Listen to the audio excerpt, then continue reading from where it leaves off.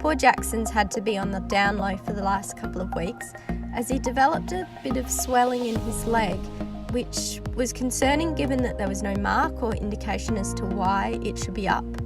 You can see here it's gone sort of all the way up and affected his hock as well.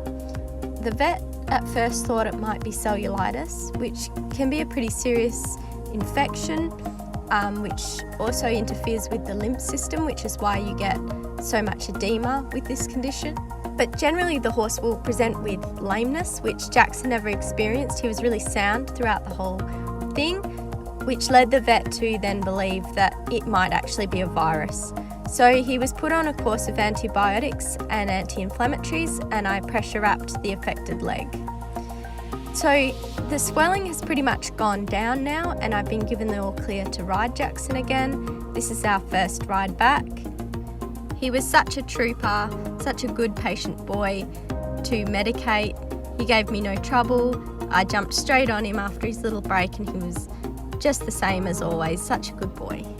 One of the main focuses of our rides at the moment is to encourage Jaxon to be a little more over his back and to also go into my contact.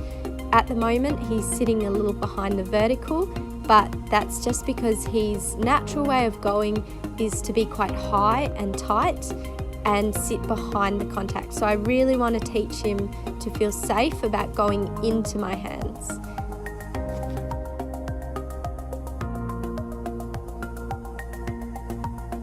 So you can see here he's just not super confident about jumping into the canter on a circle, which is pretty normal for an off-the-track racehorse. They haven't done a lot of circle work, so their balance is a little bit different and they have to learn to bend their body around the circle. So because of this, your transitions into the canter can be a little bit unbalanced and they're not quite sure of what you want.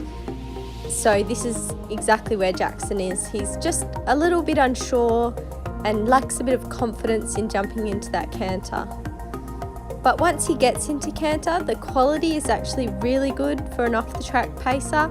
So I'm really happy about that. He's starting to think about stretching down and going a little bit lower and deeper in the canter, which is really what I want.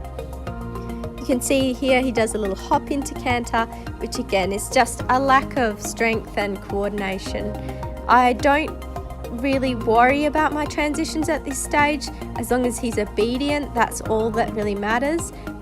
The quality of transitions will come later on. At the moment, we're really focused on his balance, he's learning to bend around the circle and to give me that big open canter where he really starts to use his back. Once he's really established in that big open canter, I can then start to slow it down and shift the weight off his forehand.